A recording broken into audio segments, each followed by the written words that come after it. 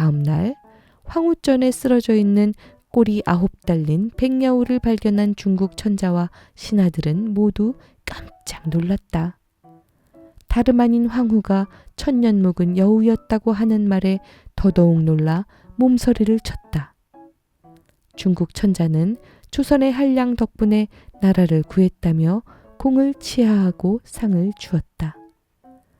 그렇게 해서 시골 한량은 중국 땅에까지 가서 큰 상을 받고 오래오래 잘 살았다고 한다. 길 가다 스치는 작은 일이라도 무심히 지나치지 말고 눈여겨 살필 일이다.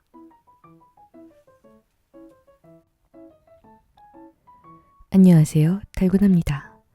오늘은 한국민담 요괴를 물리친 한량을 일산 호수공원의 장미 정원을 산책하며 읽어보려고 합니다. 장미는 5월부터 6월까지 절정인 꽃이죠. 제가 방문했을 때는 일부 빨리 피는 장미는 졌지만 아직 화려한 자태를 뽐내는 장미들이 가득했습니다. 물론 더 늦게 피는 장미들도 많이 있죠. 장미는 언제나 마음을 설레게 하는 것 같습니다. 오늘 들으실 요괴를 물리친 한량은 길 가다 들은 이야기를 흘려버리지 않고 지혜롭게 이용한 한량의 이야기입니다. 비록 열심히 공부한 인재는 아니었지만 요즘 말로 센스 있는 젊은이였네요. 그러면 보기만 해도 황홀한 장미 정원에서 오늘의 이야기 들어보실까요?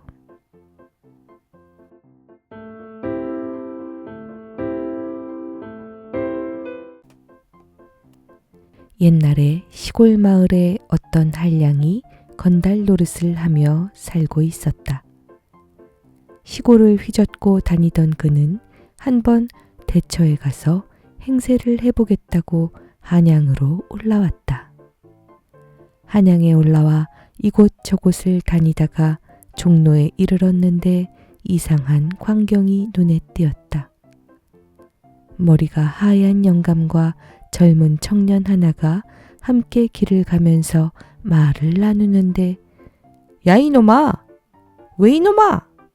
하고 서로 반말로 수작을 하는 것이었다. 한량은 괘씸하기도 하고 이상하기도 해서 그 뒤를 따랐다.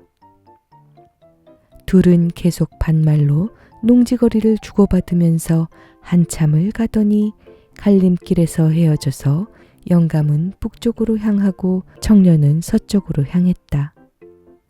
한량은 영감을 따라가서 말을 걸었다.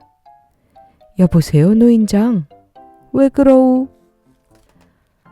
아무리 농담도 좋다지만 어찌 아들 같고 손자 같은 젊은 사람하고 반말을 합니까? 그러자 영감이 한량을 훑어보면서 말했다. 이보슈, 그자가 사람처럼 보이유? 그럼 아니란 말입니까? 그게 사람이 아니라 평안도 어느 고을 동헌기둥에 사는 천년 묵은 지네요. 그러면서 펄럭펄럭 길을 가는 것이었다.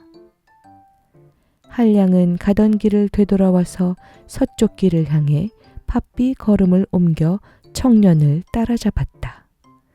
여보시오 젊은이! 왜 그러우? 아까 보니 웬 노인장이랑 반말을 하던데 젊은 사람이 어찌 그럴 수가 있소? 아, 그자가 사람처럼 보이요? 사람이 아니란 말이오?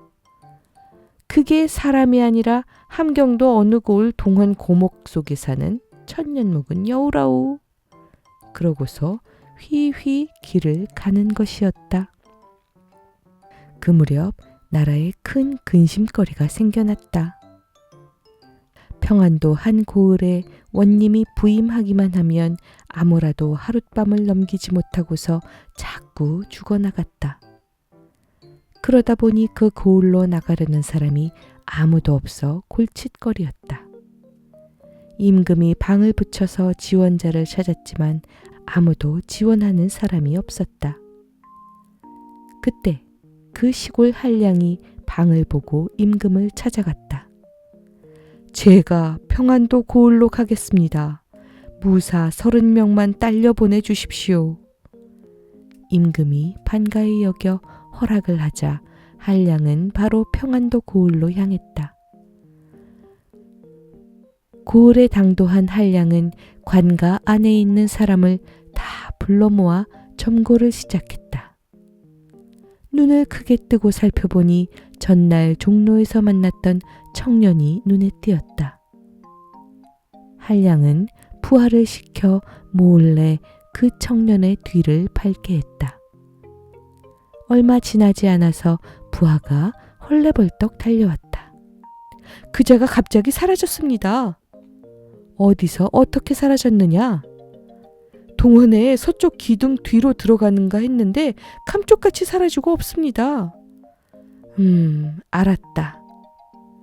그날 저녁 한량은 서울에서 데리고 온 무사들에게 명을 내렸다. 너희들은 동원 서쪽 기둥 근처에 매복해 있다가 기둥에서 무엇이 나오거든 사정 보지 말고 찔러라. 명령을 받은 무사들이 의아하게 생각하면서 숨어 기다리는데 삼경 무렵이 되자 정말로 기둥에서 무언가가 스르르 움직이기 시작했다. 그 모습을 먼저 발견한 무사가 신호를 보내자 30명이 동시에 달려들어 그 물체를 찌르기 시작했다. 그러자 그 물체는 괴이한 비명소리를 내면서 바닥으로 떨어졌다. 살펴보니 능구렁이만한 커다란 지네가 검은 피를 흘리며 죽어 있었다.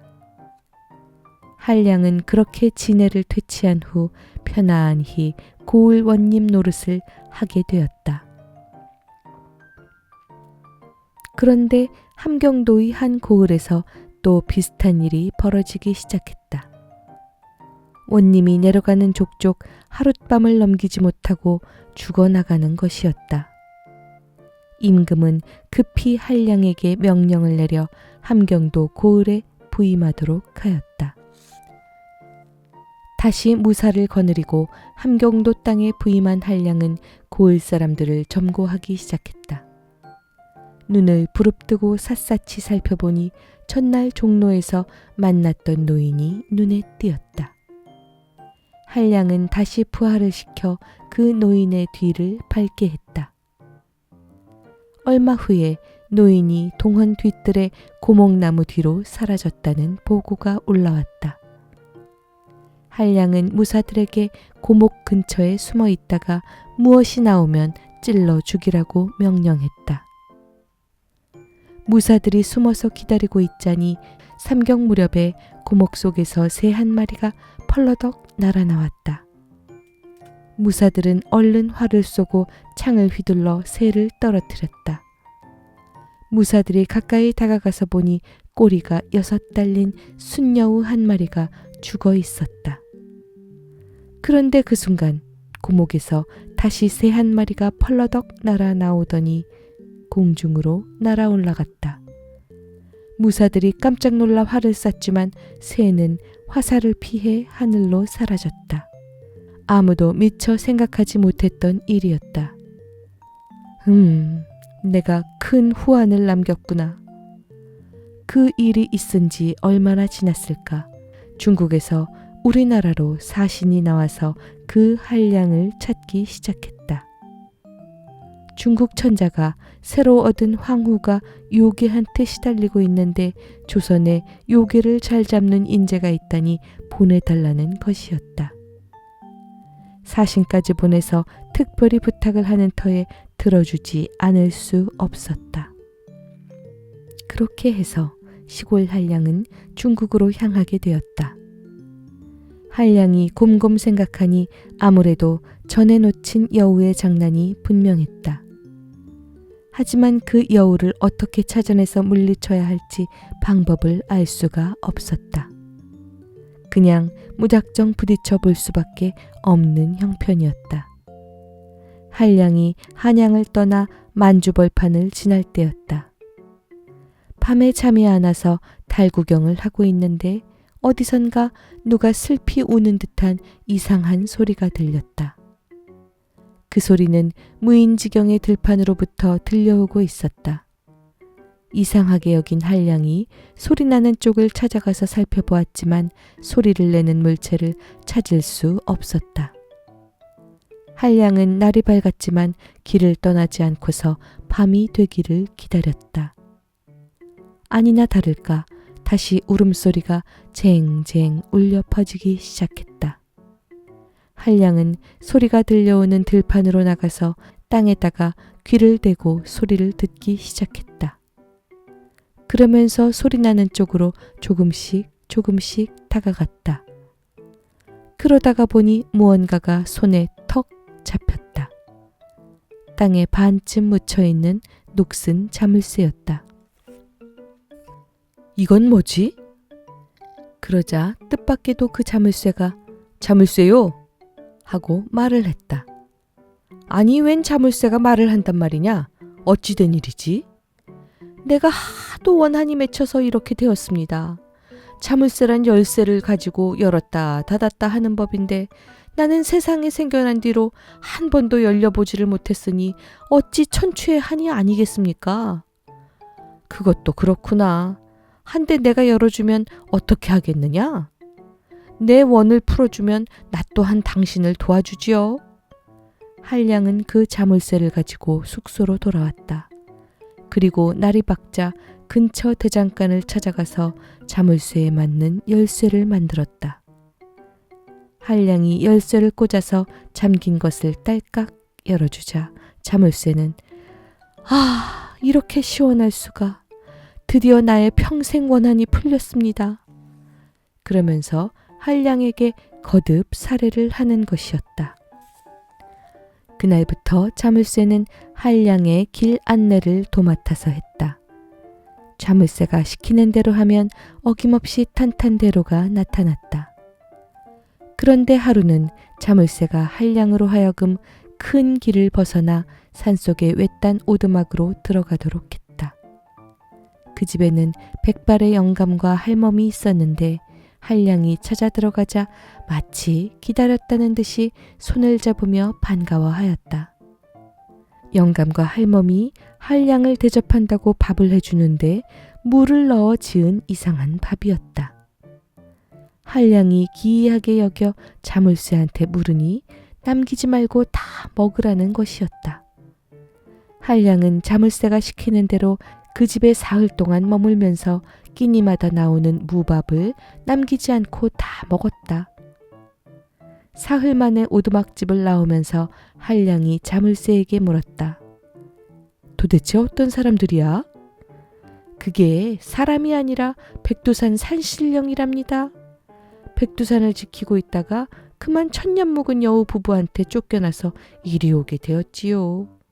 순여우는 당신 손에 죽었지만 아직 암여우가 남아있는지라 백두산에 돌아가지 못하고 있답니다. 그 암여우는 지금 어디 있을까? 답답한 양반이군요. 중국 천자가 어떤 미녀한테 홀려서 새장가를 들었으니 그게 여우가 아니고 무엇이겠습니까? 그러자 한량은 깜짝 놀라고 말았다. 아니 그럼 황후를 없애야 한단 말이냐? 다른 사람도 아닌 중국 천자의 황후를 없애야 한다는 말에 한량은 정신이 아뜩해졌다. 하지만 이제 와서 달리 피할 방법이 없었다. 그것보다는 천년 묵은 여우를 어떻게 당할지 그것이 문제였다. 한량은 중국 도성에 다다라 천자 앞으로 갔다. 그래, 네가 우리 황후를 괴롭히는 요괴를 처치할 수 있겠느냐? 그러자 한량은 자물쇠가 알려준 대로 대답했다. 어떻거나 저한테 맡겨주십시오. 오늘 밤에 제가 황후마마 거처에 들어갈 테니 아무도 접근하지 못하게 하십시오. 오냐. 그날 밤 한량은 천자에게 받은 커다란 철퇴를 하나 들고서 황후의 거처로 들어갔다. 그러자 황후가 한량을 바라보며 야릇한 미소를 지었다. 그대가 조선 땅에서 천년 묵은 순여우를 죽인 자란 말이지? 그렇습니다. 그 말이 떨어지자 황후가 괴상한 웃음소리를 내며 한량에게 펄쩍 덤벼들어 한량의 목을 조르기 시작했다. 그때 한량의 품속에서 갑자기 하얀 강아지 한 마리가 뛰쳐나가 황후를 향해 짖기 시작했다. 자물쇠의 말을 듣고 숨겨두었던 다리가 3개 달린 삼족구였다. 삼족구가 짖는 소리에 황후는 깜짝 놀라 물러서더니 훌떡 제주를 넘어 꼬리가 9개 달린 암여우로 변했다. 여우와 삼족구가 서로 물고 물리며 혈전을 벌일 무렵 한량이 문득 정신을 차리고서 철퇴를 집어들었다. 그리고 어디서 그런 힘이 났는지 철퇴를 아이들 방울 돌리듯 가볍게 휘둘러서 여우의 머리를 정통으로 맞췄다. 철퇴에 맞은 여우는 그 자리에 쓰러져 죽고 말았다. 됐습니다. 여우를 물리쳤어요. 그래, 그런데 이상한 일이야. 내가 어디서 이런 힘이 나온 걸까? 아직도 모르셨나요? 전날 오두막에서 산신령한테 얻어먹은 밥이 동삼밥이었답니다. 어허, 그리 된 일이었군. 다음 날 황후전에 쓰러져 있는 꼬리 9 달린 백여우를 발견한 중국 천자와 신하들은 모두 깜짝 놀랐다. 다름 아닌 황후가 천년 묵은 여우였다고 하는 말에 더더욱 놀라 몸서리를 쳤다. 중국 천자는 조선의 한량 덕분에 나라를 구했다며 공을 치하하고 상을 주었다.